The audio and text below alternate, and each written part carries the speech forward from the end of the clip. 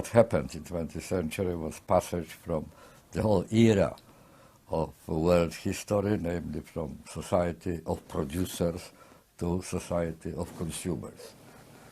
On the other hand, you had the processes of fragmentation of human life.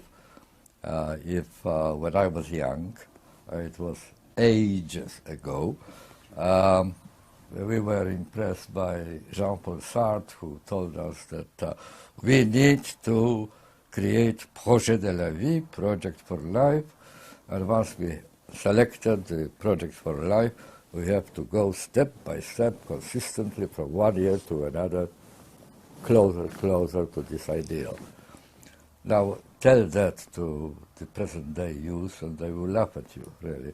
We are in great difficulty to guess what will happen to us next year, and project for life, for the whole life, is something incredible. Life is split into episodes. It was not like that at the beginnings of 20th century. Societies have been individualized, namely, instead of thinking in terms of community to which you belong, nation to which you belong, political movement to which you belong, and so on, people tend to think, redefine the meaning of life, the purpose of life, the happiness in life, to what is happening to one's own person, the questions of identity, which play such a tremendously important role today in the world. You have to create your own identity. You don't inherit it. You not only you need to make it from scratch, but you have to spend your life, in fact, redefining your identity, because the styles of life, what is considered to be good for you and bad for you, the attractive, tempting forms of life change so many times in your life. If I try to list all fashions in this respect, which changed in 86 years of my life, well, we would probably have to spend several hours here talking in order to just to name them all. So all these have changed. There are plenty of changes, not just the passage from totalitarianism to democracy, but so many other things. And I am afraid that we can't really, with hand on our hearts, say which of these changes is the most lasting and will influence the life of next generations of our grandchildren or great-grandchildren. But I still am unable to say whether it is the beginning of the new form of life, which will last for centuries, or whether it is a period of transition from one kind of social order to another kind of social order. When you are in a process of transition, it's very difficult to imagine another kind of a stable solution, settlement of human cohabitation. But then it comes sooner or later. So even that question is, we are unable to answer. I can, with some degree of responsibility, say that two things happened which are irreversible. Only two things I can say they are really irreversible. One thing is that we have multiplied, we humanity on the planet, and the connections, the relationships, the interdependencies, the communication spread all over the globe. We are now in a position that we are all dependent on each other. What happens in Malaysia, you know it or you don't know it, you feel it or you don't feel it, has tremendous importance on the prospects of life for young people in Sao Paulo. And vice versa. We are all in the same boat. This is the first time in history where the globe is really one country, in a sense. The second issue is that after 300 years, roughly, of modern history, when our ancestors decided to take over nature under human management, and thus hoped that they will make nature absolutely obedient to human needs and human wishes, and there will be full control over what's happening in the world. Now that came to an end because in the result of our own successes and our ancestors' successes, development of modern technology, of efficiency, of the ability to produce more and more and more, reach for all sorts of natural resources of the planet and so on. In the result of all this tremendous success of science and sociology, we came very close to what we now understand are the limits of endurability of the planet. I am humble sociologist. I don't have any prophetic abilities, really. I never learned any methodology of prophecy in my 60-odd years doing sociology. So I don't know how it will eventually develop. I can only tell you what are the dangers today to democracy, really. One is what I already mentioned, namely the divorce between power and politics. Because if that is the case, then the state, the only political institution which we don't have a global political institution, the state is not powerful enough to keep all the promises which states 50 years ago gave to the citizens. And that was the golden era of democracy. The 30 after-war years was the proliferation and thriving of idea of democracy. Now democracy is on the way down. Less and less people are really deeply convinced that it's a good thing. They are doubtful about the quality of democracy. Why? Simply because the relatively powerless state can offer citizens less and less.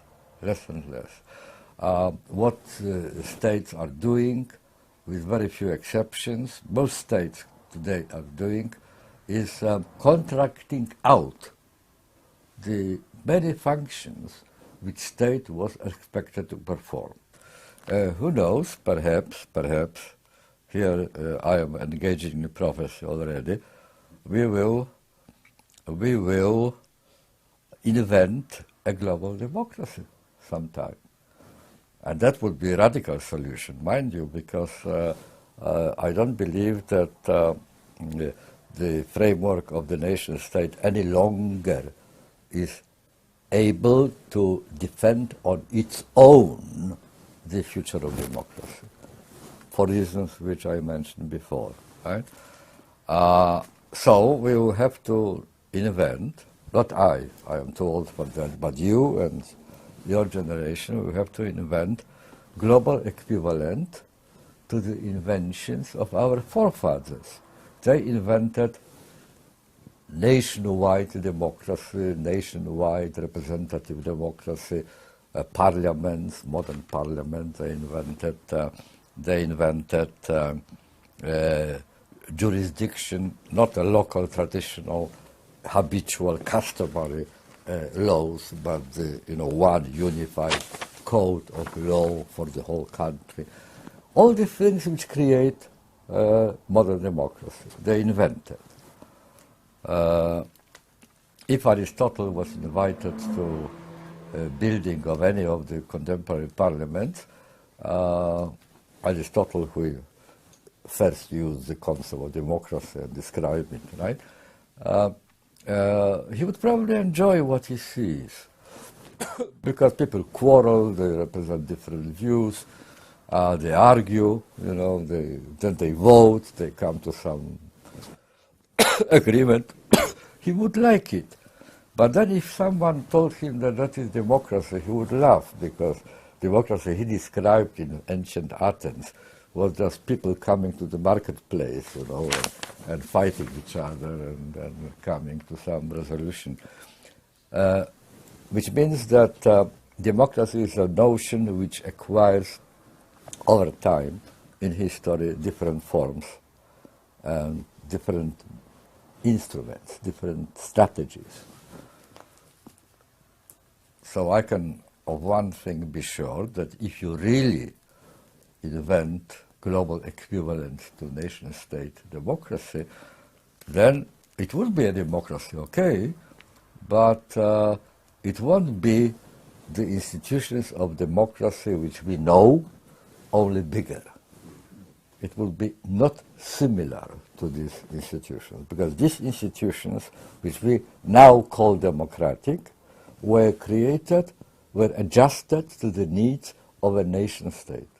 And then Castoriadis goes and says that autonomous individual and autonomous community, polity, can only exist together. One needs another, right? You can't be individual in a tyrannical society, in a totalitarian society. You are not really an individual. It must be a cooperation of the two autonomies with each other. It was very beautiful, but the danger came from unexpected side. When Castoriadis wrote these words, he wrote them against totalitarianism up there. You know, we, again, terribly sorry for remembering the prehistorical past, but when I was young, I was afraid that all the danger will come from the public sphere. George Orwell memorably put it this way: we are afraid of the soldiers' boot trampling human face. All right, that was a danger, there's no question about that. Our ancestors, and partly my own generation, managed to get over this danger, move it aside. We are not any longer afraid, really, as I was in my young, of the individuality being overwhelmed by the pressures from the top, censorship, you know, the secret police and so on. There are some remnants of it, but much alleviated, mitigated by comparison. The danger, however, to this autonomy came from the other side, from the sphere of the private and the individual. The nearest approximation, contemporary approximation of agora, of the place where democracy was made and remade and continued and developed and protected, the nearest approximation of it are chat shows on television, talk shows, you know. And that's where masses watch, participate, telephone, send questions, messages, you know, and something similar to what was done in ancient agora. Now, when you look at it, they are not discussing our shared interests. They are not discussing the well-being of society. They are not discussing what needs to be done to abolish and repair the troubles which we all suffer in one extent and in another. They just confess their ultimately private, individual and very intimate problems, right? Ehrenberg, the French sociologist, famously pointed out that in his view the postmodern revolution started on one Wednesday evening in 1980s, one autumn of 1980s, when certain Vivienne, that ordinary woman, in the presence of 6 million TV viewers, declared that she never experienced orgasm in her marriage because her husband, Michel, suffers of premature ejaculation. That was revolution, start of the revolution. Why start a revolution? Because suddenly on the Agora, people started confessing things which were the embodiment of privacy, embodiment of intimacy, which you would confine only if you were a Catholic to the priest on confession, or to your really very, very close circle of very intimate friends. But you wouldn't go to the public square and shout about it. So Agora has been conquered not by totalitarian regimes, but by precisely that, by privacy, by things which previously were privacy. In confessionals, which are the embodiment, the incarnation of intimacy and privacy, you converse there with God directly. And there is absolute secrecy. No one can know what you confess to in confessional. We have installed microphones in confessionals.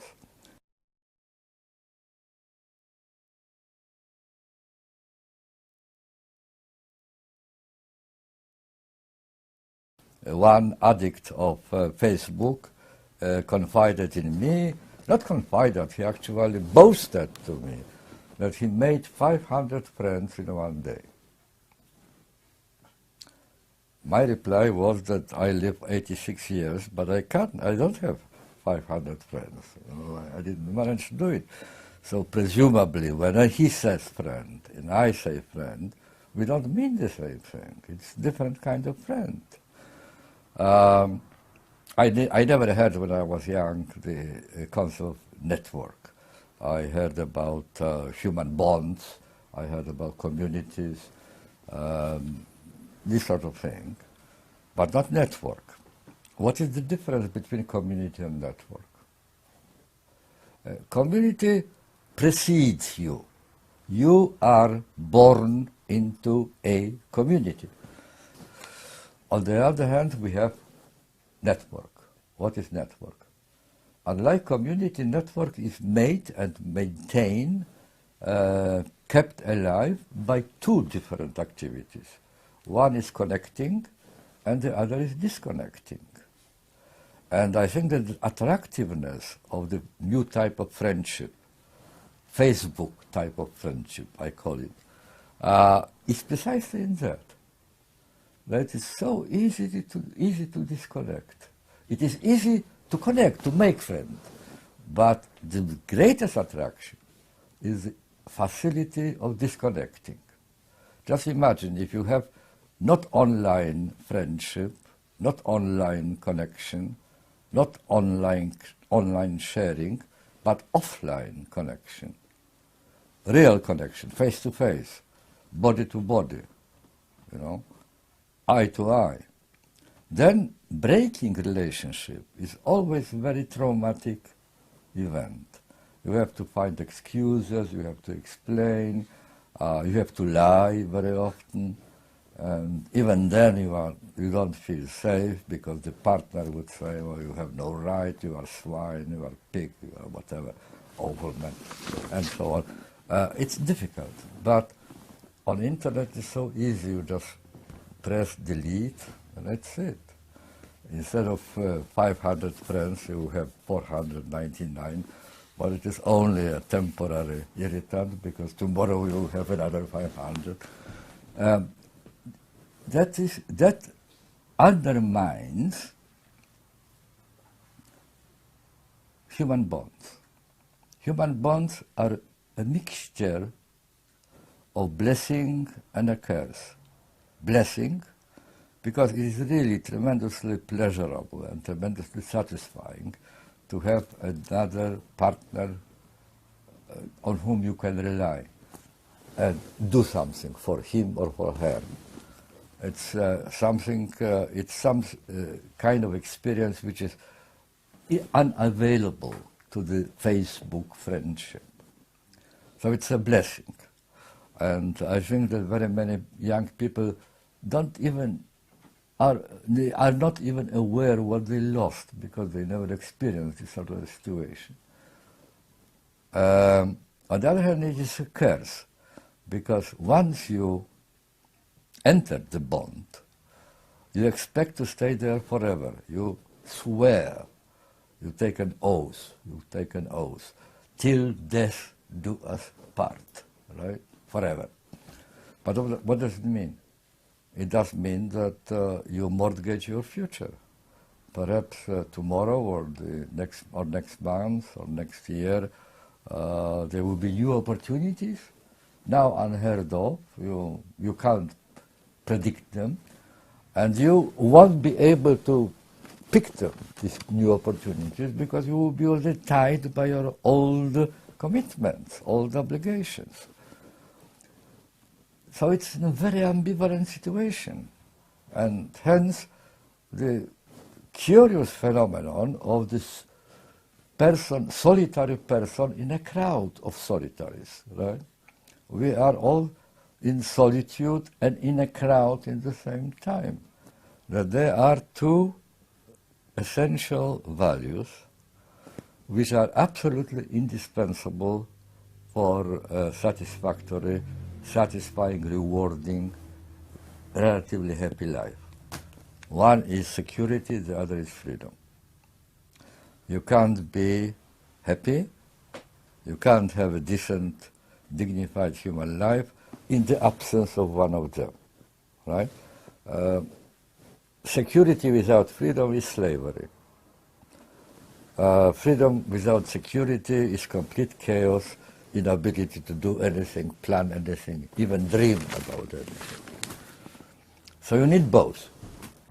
The trouble, however, is that no one yet in history and on the planet found the golden formula, the perfect mixture of security and freedom. Each time you get more security, you surrender a bit of your freedom. There's no other way. Each time you get a bit more freedom, you surrender part of your security. So you gain something and you lose something. 70-odd years ago, Sigmund Freud published this famous and tremendously profound and influential book called Civilization and Its Discontents. He said that civilization is always an exchange, a trade-off, as he put it, trade-off. You give something of one value in order to get something of the other value. And he said, he wrote it in 1920s, and at that time he said that our problem, their problem of the old generation, was that they surrendered too much freedom for the sake of security. My deep conviction is that if Freud was giving this interview with me at the moment, he would probably repeat that every civilization is an exchange, a trade-off. But his diagnosis will be exactly opposite, that our troubles come today from the fact that we have surrendered too much of our security for the sake of more freedom. That's a dilemma. I think that I sense already some prodromal signs that the pendulum is beginning to move back towards more security. Social state comes again into public favors. People dream about it, They want stronger powers and more stability, a little bit more stability. It's very beginning. I'm not saying that we are already on the way, but there are signs that is happening. So my conclusions are twofold. One, we will never find the perfect solution of the dilemma between security and freedom. There always will be too much of one and too little of the other, right? And the second, that we will never stop looking for such a golden mean. That I don't believe that there is one way of being happy. There are many ways of being happy. There are two, in this little book about art of life, I wrote that there are two factors, independent factors, relatively independent factors, which shape up human life. One is fate. Fate is the short name for all things on which we have no influence, which happen to us, but they are not of our doing. That's fate. And the other is character. And character is a very individual thing. You can work on your character if you want. You can change it, you can improve it. It is under your control to a very great extent. The division of labor between fate and character is such that the fate sets the range of options which are realistic to you. On that you have no influence. If you were born 20 years earlier than you were, your range of options will be different. If you were born 20 years later, again it will be different. If you were born in this suburb, affluent suburb, you have one range of options. If you are born in a ghetto, it's completely different range of options. But there is always a range of options which is provided by fate. But the choices between these options are made by character. And because characters are very many and very different, you can't give one recipe for happiness. I know that there are counselors now who earn quite a lot of money by pretending that they have recipes for happiness. Don't believe them. They are, hoodwink you. I would never dare to give such an advice. Well, I am not comparing myself with Socrates, but very many philosophers, contemporary philosophers, consider life of Socrates, his personality, which he constructed, as the most perfect, relatively perfect, which you can imagine. But what does it mean? Does it mean that if Socrates' kind of life, which he selected, is the perfect solution for Socrates anyway, does it mean that we all should imitate Socrates and try to be like him? No. The answer is on the contrary, because precisely Socrates considered a secret of his happiness in that he, on his own, by his own will, created the form of life which he lived. People who imitate somebody else's form of life, somebody else's model of happiness, are not like Socrates. On the contrary, they betray his recipe. They betray his recipe because his recipe precisely. Well, you can translate it in a simple term, saying that for every human being there is a perfect world made especially for him or for her.